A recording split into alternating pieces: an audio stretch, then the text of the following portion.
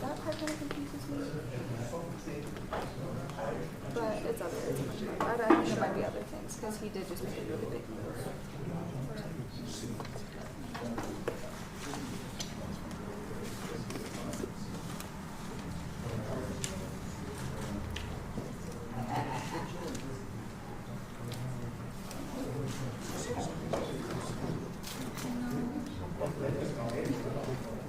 Long time no see. Yeah. Oh, yeah.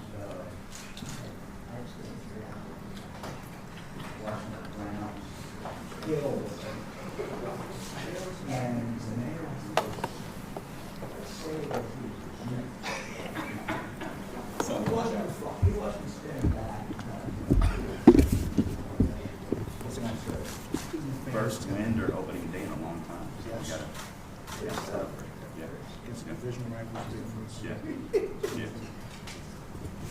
Big Monday night coming up. Huge, Right? That's a steal. So, you know, we have. Yeah, we do. That defense was pretty good. Defense like, Rob has to keep Yeah, that. exactly. Yeah. Yeah, we'll wait. Yeah, as soon as he gets here, we'll be out.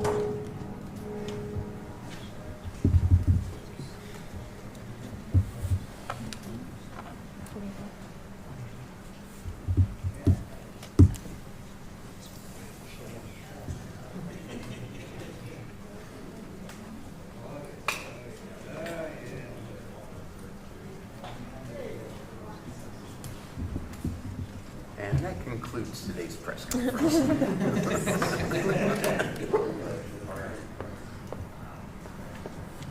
That's a pretty good one. I like that. That's what I haven't been playing it more than 5 hours. Like it's good.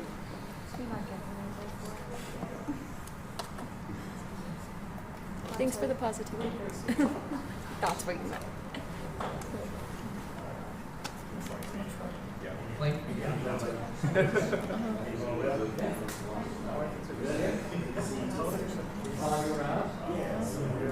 Good to know.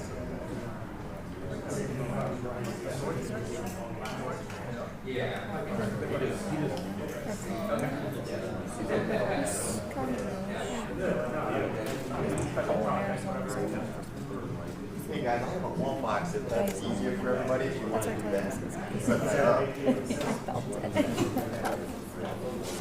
We don't. How do you introduce? Yeah, one time he said, "Cheers, like, so it could be business." Say the word. I'll say yes. Whatever's easy.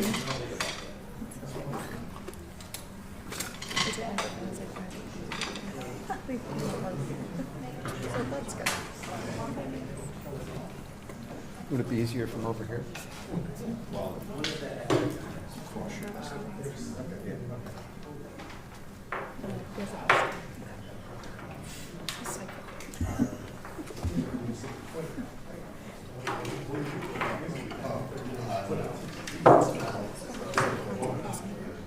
Are you gonna run back this way? Yes. Right back here. Perfect. Could you grab my 2 wags? Thank you, sir.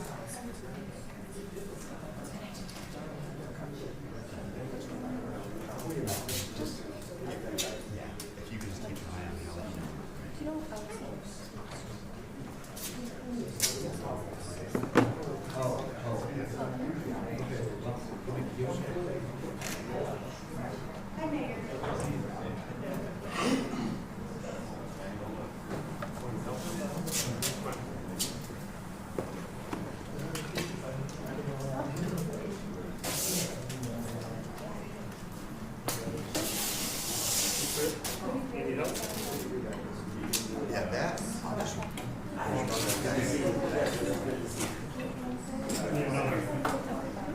little bit.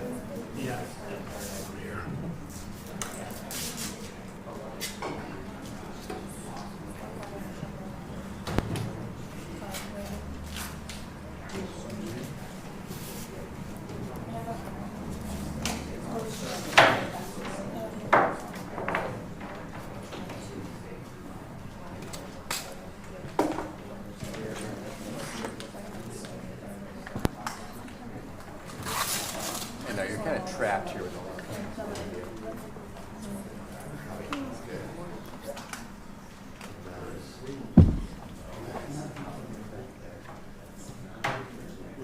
Oh, yeah, yeah.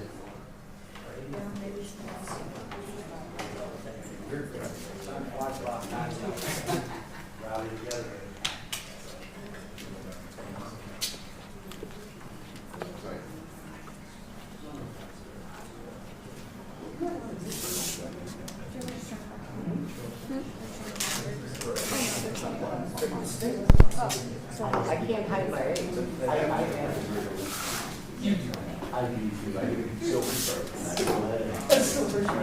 One by one? Yep, makes me look mature.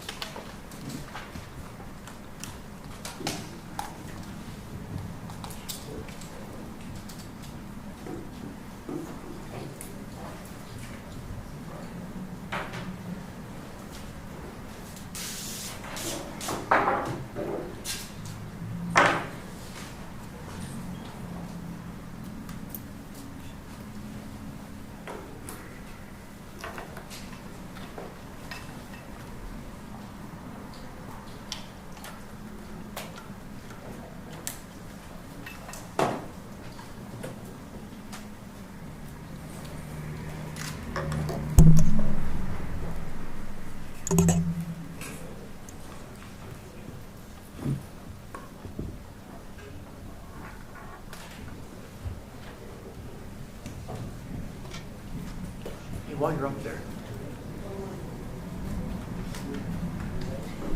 You want me to test the mic? Perfect. Good? Yeah.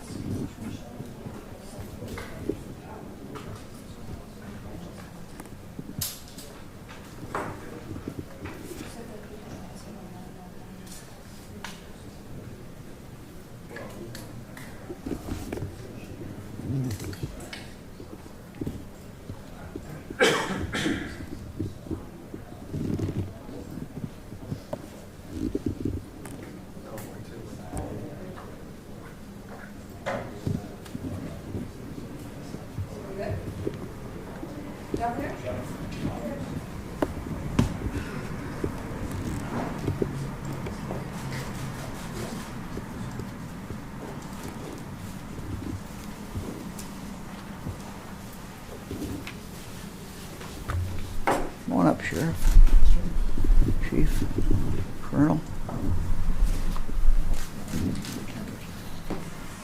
Afternoon, everybody. You guys all set? Well, it's been less than a month since I was last here with many of you discussing the launch of a series of what we called surges, surge enforcement events.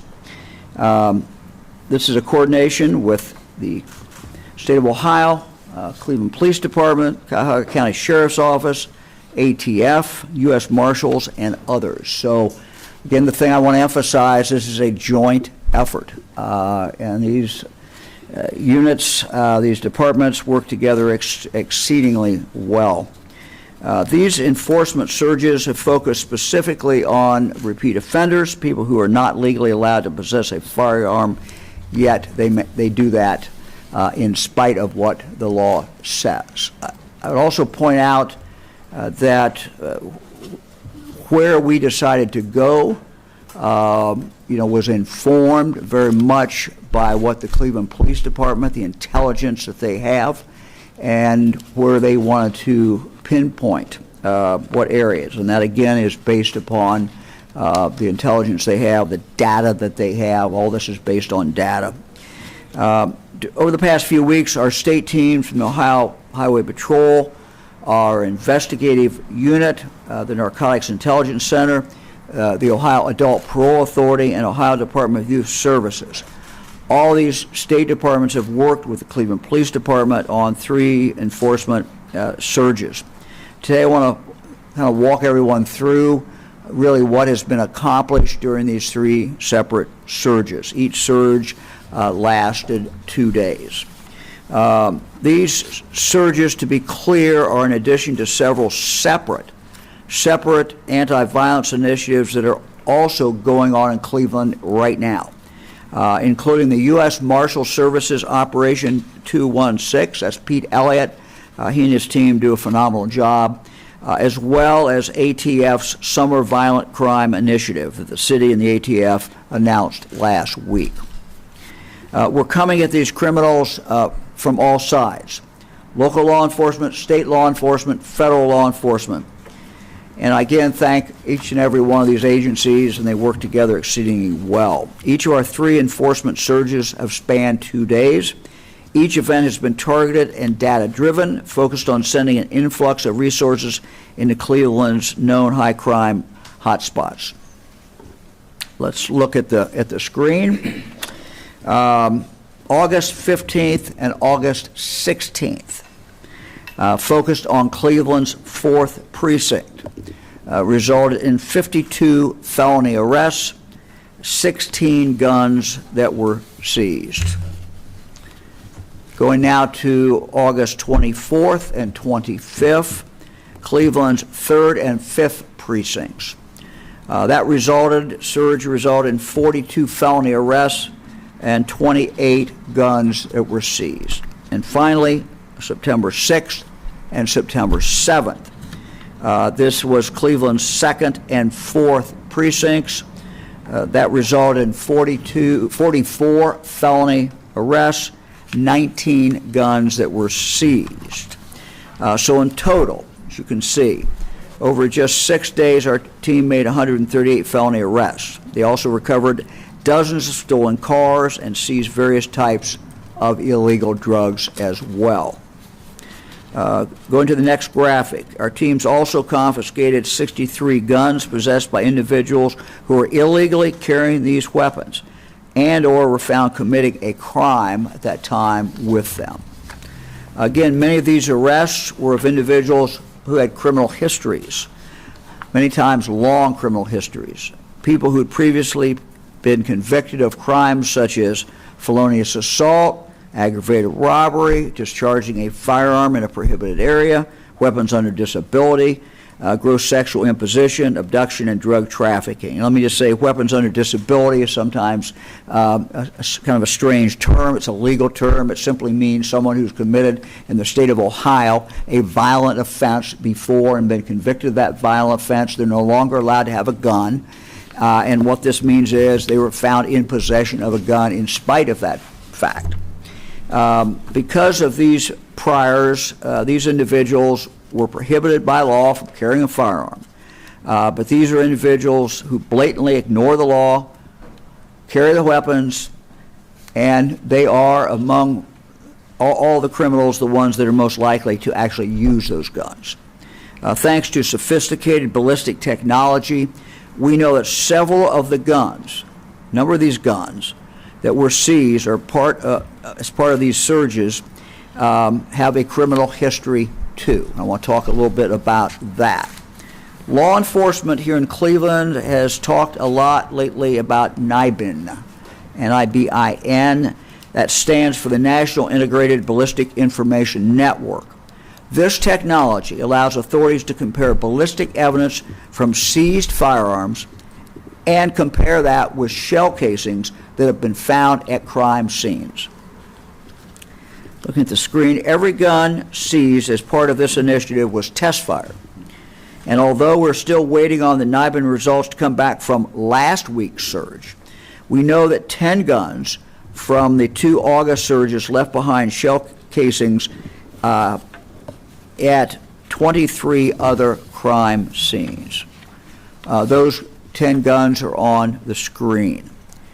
Now, by knowing where these guns have been, law enforcement can now use this information to potentially link guns to the people who are responsible for those 23 other crimes. Just a few examples. Gun history example 1. This gun, a .30 caliber Glock, was seized in August after teams stopped 2 individuals for illegally carrying weapons. That was 1 adult and 1 16-year-old boy. Now, the adult had this gun.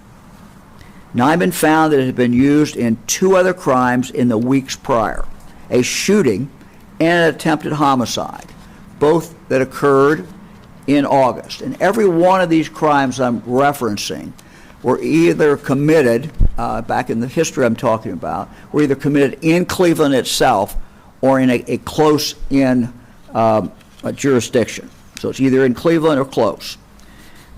Again, with that particular gun, prior to that, this gun was involved in a June 2023 murder. Case history, example number 2. Here's the gun the 16-year-old boy was carrying. This is a 9mm Glock. NIBIN connected it to a shooting that took place just a few days before the surge. Let me go to gun history example 3. Teams also arrested an individual with this Springfield 9mm in August. A run through NIBIN identified this gun as one that fired bullets into a car in February. A few months before that, last November, NIBIN tells us this gun was involved in a crime spree. Someone holding this weapon shot someone, shot up a house, used it in a robbery, and used it during an assault. Prior to that, someone used this gun to shoot up another house, and that was back in December of 2021. One more. A Glock 9mm. In August, surge teams stopped an individual for a drug violation, and that person was carrying this gun. NIBIN found that it was used in a murder back in May of this year. So we are committed to continuing to work with the Cleveland Police Department. We're going to continue that close collaboration. We're very happy with the results. We think it's been very, very productive. We appreciate the partnership. And now let me turn to Mayor Bibb. Just on a personal note, the mayor and I spent 3 hours the other night watching the Bengals and the Browns. Let me just say that the mayor represented his city exceedingly well that night. Thank you, Governor. Thank you, Mayor. Thank you, Governor. I was a little worried that Governor DeWine may have canceled today's press conference because of that Browns victory. over the Bengals last Sunday. But I want to just again thank Governor DeWine and Colonel Jones for their partnership and leadership on this critical law enforcement effort to really support reducing violent crime in our city. When I called Governor DeWine immediately after our mass shooting in July, he gave us his unwavering commitment and support to help us reduce violent crime in our city. And I believe there are three key ingredients to successful law enforcement partnerships. Number one, a clear sense of urgency. Number two, data-driven approaches to reduce violent crime. And thirdly, trust. Trust, trust, trust. And I think the results speak for themselves that this collaboration has been very effective. I would also want to say that in talking to the men and women of our police department, they have been thrilled that they've been able to do really good police work to keep our city safe. And they're looking forward to the continued enhanced partnership we're going to have with the state and other federal law enforcement officials in the months and years to come.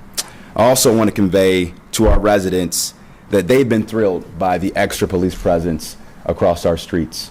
I was talking to a senior citizen at the Fresh Fest in the Southeast Side on Saturday afternoon, and she was just so amazed and so thrilled to see State Highway Patrol working with Cleveland Division of Police to keep the city safe, doing traffic enforcement, knocking on doors, and getting criminals off our streets. And while today we are praising the success of this partnership, we also need to recognize we have a lot more work to do to keep our city safe and secure on a short and long-term basis. There are families today without mothers, fathers, brothers, sisters, sons, and daughters, and cousins because of the reckless violence that has plagued our city for far too long. And we must always work tirelessly as a city and as a community to do whatever we can to keep our city safe. That's why our administration has been so focused on our RISE initiative, recognizing that we can't police our way out of this problem. It's going to take a multi-pronged approach to reduce violent crime in Cleveland. On that note, we've been working tirelessly with City Council and the Cleveland Foundation to stand up our $10 million Neighborhood Safety Fund. It's our goal to try to distribute up to $1 million of funding by the end of this year to invest in the interventions and solutions that we know can reduce violent crime in our city. We're also working with the Cleveland Food Bank because if you don't have a hot meal at home or no food in the refrigerator, you're more likely to commit violent crime, to put food on the table. So we as a city must always invest in a multi-pronged approach to reduce violent crime in our city. So with that being said, again, I want to just thank the governor and Colonel Jones for their commitment to this initiative, and I'm going to kick it off to Deputy Chief Ali Pillow for more details on this partnership. Deputy Chief. Thank you, Mayor. Good afternoon, everyone. I wanted to touch a little bit on the same thing that the governor talked about, that this is a collaboration with multiple agencies. Today we're here focusing on what was going on with OSP, but I'd be remiss if I did not talk about our partnership with the Cuyahoga County Prosecutor's Office, the U.S. Attorney's Office, who were very instrumental in the prosecution of those individuals arrested during our ATF operation that happened this summer. Our partners from OIU, who have been riding with us since before January on a regular basis, assisting us with some of our own initiatives and violent crime details. The U.S. Marshals are not here. Marshal Elliott gave me some stats and asked me to present them. Since we started this operation in August, from August 14th through yesterday, the U.S. Marshals with Operation 216 have 45 local arrests, 41 federal arrests coming from the ATF roundup, and also 10 firearms recovered. Those 45 local arrests are stemmed from investigations by Cleveland Police, district bureaus, and specialized units. Those arrests break down as 13 homicides, 1 for robbery, 6 felonious assaults, 3 rape, and 22 other various violent crimes such as assault and/or domestic violence. So again, I want to commend the men and women at the district level and as well as our specialized units for the work that they've been putting into this initiative and throughout the year. We've received a lot of questions about how do we sustain this collaboration. I'd like to point out that this is not a new collaboration. All of the partners engaged and involved in this detail all of them have a presence and an entity working together in our strike force building. I want to point out that we've always had officers assigned to the U.S. Marshals Task Force. I believe right now we have 4 and a supervisor. At the district and our narcotics level, we have task force officers, some certified by the FBI, others through ATF. And that is big for us because before it was just centralized with narcotics, but now we have them sprinkled throughout the districts with those resources, that intelligence and those technology is being instituted in the districts that has been proven invaluable. And of course, our homicide review, where we currently have 16 homicide detectives, and those are supplemented by 2 FBI agents, an ATF agent, and as recent as early this year, a BCI agent. So we talk about sustaining this. It is here. We've always had surges, operations, and/or initiatives every year. This year was highlighted by a surge in violence, some of it high profile, but this has been our response. As the mayor touched on earlier, whatever challenges we have in the division, the citizens of Cleveland expect and deserve to be safe. And that is our sole mission in the Cleveland Division of Police. So having said that, I want to turn over to one of our other partners, my mentor and predecessor, Sheriff Harry Patel. Thank you, Ali. Thank you. Thank you. Thank you, Governor and Mayor, also for helping us and supporting this effort. I know that violent crime has been on the uprise everywhere, and certainly it's hit us pretty hard here. The families have suffered, citizens have suffered, and it's important for us to send a message that we're not tolerating that. These partnerships, as Chief Pillow mentioned, these partnerships have long-standing. Now we've crystallized them. We're focused in a certain area. Why? Because we know that's where the issues are happening. I can tell you on behalf of the Sheriff's Department, we have a downtown service safety patrol, and their efforts are notwithstanding contributed to these numbers. I can tell you as of last Saturday night, I was out with them, 4:06 in the morning. We actually seized a weapon from someone who was not supposed to have that weapon, and the weapon had a obliterated serial number. As we know, that's not good. So just to give you an example of the work that they're doing out there, the collar operations, the partnerships, and these criminals and their activities don't stop at the borders. They operate all throughout Cuyahoga County and beyond, but important to know that within our county, we have a lot of connections, not only to the city of Cleveland, but to our suburbs. Our suburban partners deserve the same amount of attention and reduction in crime. They don't stop, they will continue, and we know that when we have these efforts, they take notice. And they also take notice because many of these individuals are now incapacitated. Why? Because they've been arrested. They're removed from the equation. There's a number of trigger pullers out there, and that's who we focus on.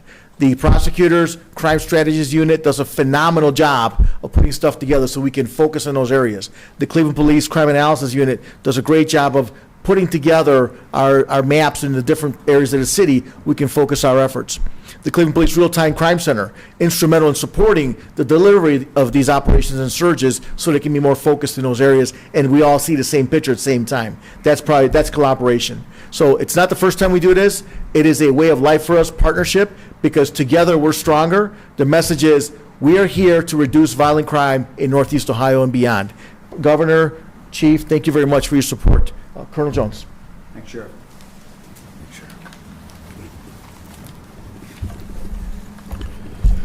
Thank you, Governor DeWine, Mayor Bibb, Deputy Chief Pillow, and Sheriff Patel.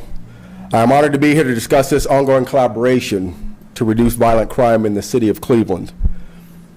I am also reminded of the historical value of this great city. As you may or may not know, on August 5th of 1914, the first electric traffic light was installed here in Cleveland at the corner of Euclid Avenue and East 105th Street. The purpose of that light was to improve safety for motorists and the citizens of Cleveland. It would be another 19 years before the Ohio State Highway Patrol was founded in 1933 with the same goal as a traffic light to keep Ohio's motorists and communities safe. Here we are 90 years later, and that same mission has not changed.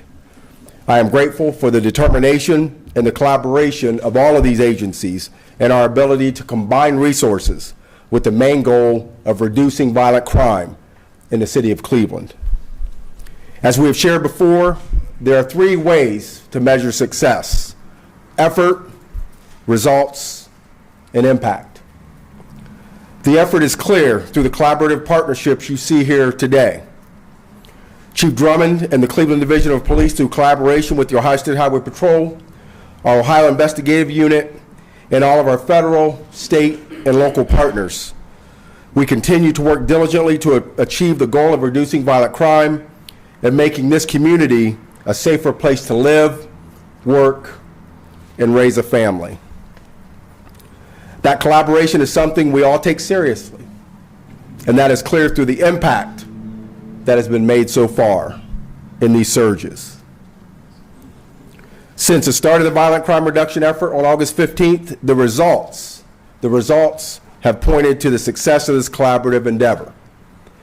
With 138 felony arrests, 63 guns seized, and 37 stolen vehicles recovered, there is no doubt this collaboration is making a difference.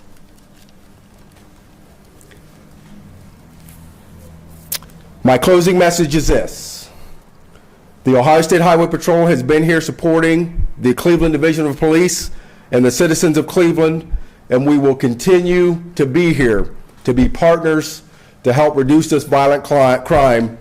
So as long as the mayor and the chief want us here, we're here to help. We're here to collaborate. We're here to help you along the way. Thank you again, Mayor. Thank you again, Chief, Sheriff. We're here for you. We're just a phone call away, and I'll leave you with this. The one thing that we know is when we all work together, it turns out better. Thank you. Happy to take any questions. So you talked about the 16-year-old that you got the gun from, as well as you discussed kind of that there's going to have to be multiple outlets to kind of reduce violent crime here in Cleveland. Can you talk to me about what you guys are going to, or if there is a plan for kids and kind of keeping them off the streets, keeping them safe? Well, one of the things we prioritized at the start of the summer was making sure we had a safe, well-programmed rec centers across the city. All 22 of our rec centers. For the first time in our city's history, we had 2 trauma-informed social workers at every rec center. That's going to happen year-round, beyond just the summertime. And then just several weeks ago, we announced the creation of a youth mental health task force to really address the workforce shortage we have in our city when it comes to having good quality trained folks working in our mental health workforce ecosystem. And so we're going to continue to invest in Cleveland's children. I know the governor has a strong commitment and passion for Ohio's children, and we look forward to working with the governor on those continued investments and partnerships. And then things like the Boys and Girls Club, YMCA, and things like that, is that, organizations you guys work with to really help? Absolutely. Yep. Who else? Would you be able to explain what is happening in these surges? I mean, are you doing a lot of traffic stops and you're finding people with warrants, or is it you're responding to gunshots? Like, you just give us a picture of what, how are you making all these arrests? Yeah, let me just, I'll start it off. One of the things that we can bring to this is a helicopter. And having a helicopter in the air, frankly, just makes it safer for everybody. It makes it safer for the public. It makes it safer for law enforcement. I had the chance in one of the early surges in August to go up in the helicopter for over an hour and just see that very, very close cooperation that's going on between those in the helicopter and the men and women of the police department that are on the street. So that's one thing that is certainly is value added. But I'll let anybody else jump in. Yes, traffic is an important component of it. Traffic itself, the identification and targeting of crime-driving individuals, and also some of our partners targeting and recognizing and interdicting individuals who have already been arrested, are in the system and committing those crimes.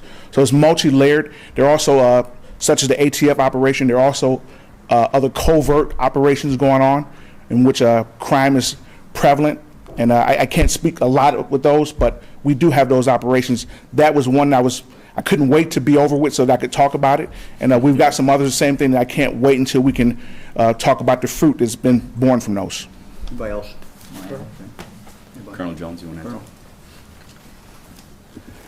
answer? Yeah, so as the governor shared, our aviation is a asset that we bring, a resource that we know makes the whole situation safer.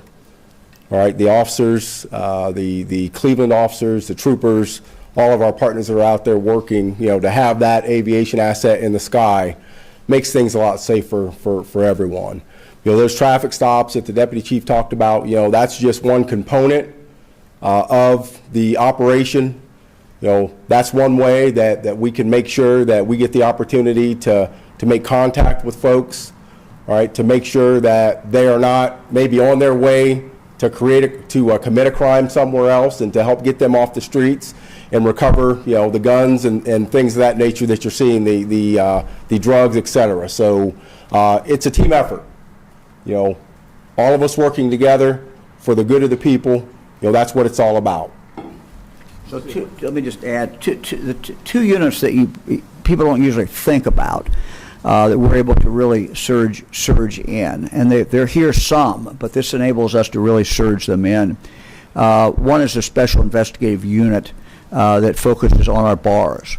And the surveillance, I just talked to the members of that unit. They told me some of the stories, some of the things that they've done, but surveilling those bars, people come in who have guns, people come in who aren't legally allowed to come have guns anymore. So that's a unit that does very, very valuable work. The other unit that we can bring in, and we have brought in during these surges, is our parole officers. Any community has people who are on parole. And again, checking on them and seeing, are they violating parole or are they not? One person, for example, at least one, was not supposed to be associating with minors, found to be doing that. We had other people who are on parole. They're not supposed to have a gun. Again, violent offenders, they're not supposed to have a gun, and they're found in possession of a gun. So these two units that come in are two units that we don't, I think people just normally don't think about, but when you surge in, you're surging all the assets that you have in to try to make a difference. Just to cover just one more point on that. We talked about different resources coming in. I think it's important to note that when we think of the task force model, we bring additional resources. Everyone has something to contribute. When we have that, whether it's a K-9 unit or an intelligence resource or aviation resource, obviously we're bringing another layer of complexity to it, but we're also increasing the capability. So if we have the right ground forces on the ground, we have the right people in the right place, we can really make good stuff happen. So I kind of leave it with that, but I do want to mention that we're on the same team, playing different bases, but when you bring these different resources, it just gets better. Thank you. Anybody else? I have a question. So we have arrests and you pulled a lot of guns off the street. How are you feeling about keeping those people off the streets? How are you feeling about connecting those guns with the actual person who committed the crime so that they are charged with those crimes? And then I guess kind of a follow-up, Mayor Bibb, probably for you, is then how do you, the perception of these crimes, how do you let the people know, specifically say downtown visitors, downtown businesses know that this has happened and that these people aren't a problem anymore? Well, first I want to say we want to keep all of Cleveland safe, not just downtown. And that's my priority as mayor. And I think today's announcement, coupled with last week's announcement with the ATF and U.S. Attorney, shows you the future of policing, data-driven policing, using good intelligence on crime guns to really apprehend these suspects. In one case that we announced last week, there was one gun tied to 14 shootings. We wouldn't be able to get that data, that intelligence, without NIBIN and the support of the ATF and U.S. Attorney.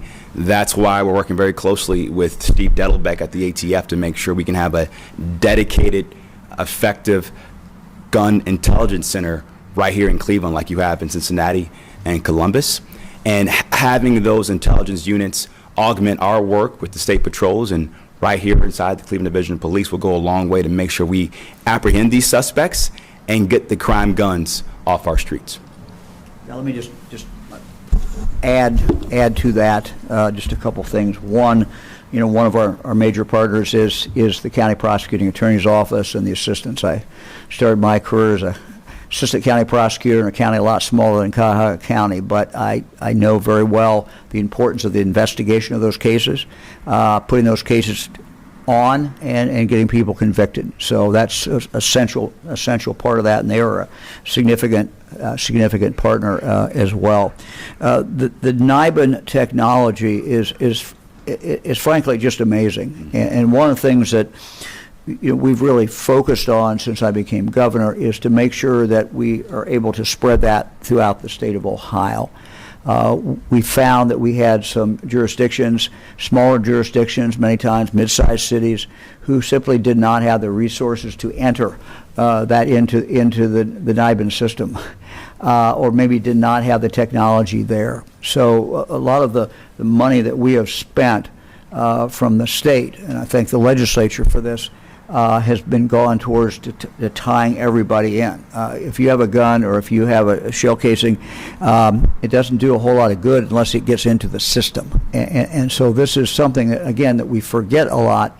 It's not glitzy, it's not high profile, but it makes all the difference in the world. And the examples that we gave, we have good investigators. We have people who can put things together, but they have to be able to get the linkage.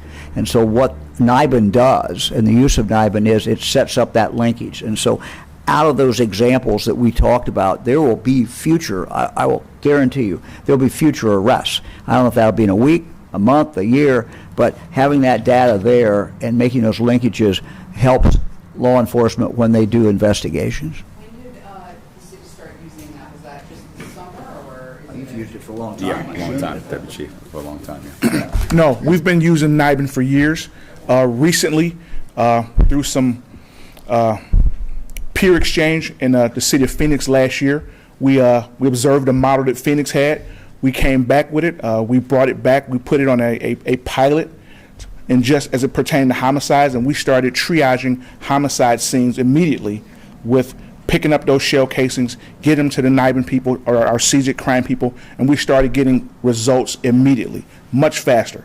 So since doing that, we're working on expanding that right now. So from some of the shot spotter, from that tech, picking up shell casings from that? Yeah, part of it. Part of it, but also outside of the shot spotter areas, before we expanded shot spotter to the 5 districts.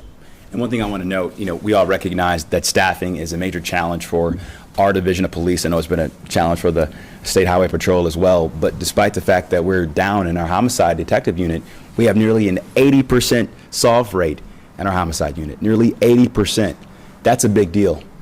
That couldn't have been done without good intelligence and good technology like the NIBIN tool. All right, anybody else?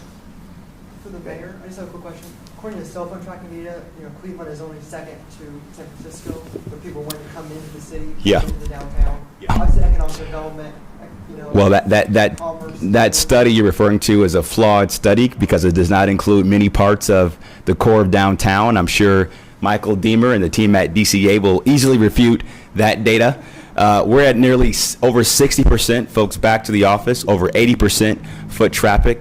I'm more optimistic and hopeful about the future of our downtown, and I want to encourage folks to live, work, and play and spend all your money downtown in the future as well, too. So, yep. Thanks, everybody. Thanks, guys. Appreciate I it. have a question for the mayor unrelated to this. Mayor, question about Cleveland Public Power. Mayor, can you give me a second?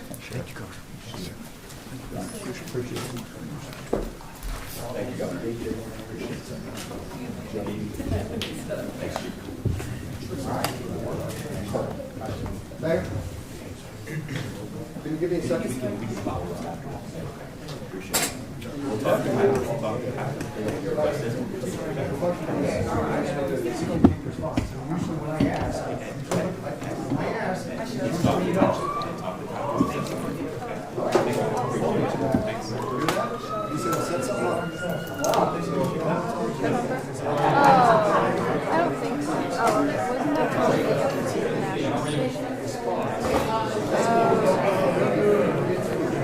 All right. Sure, are you sure?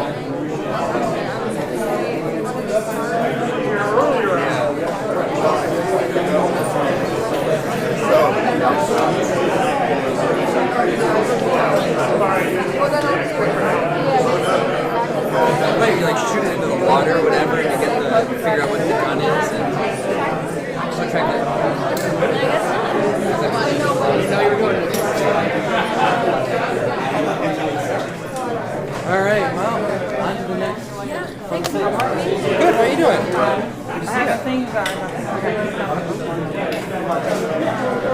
Oh, what happened?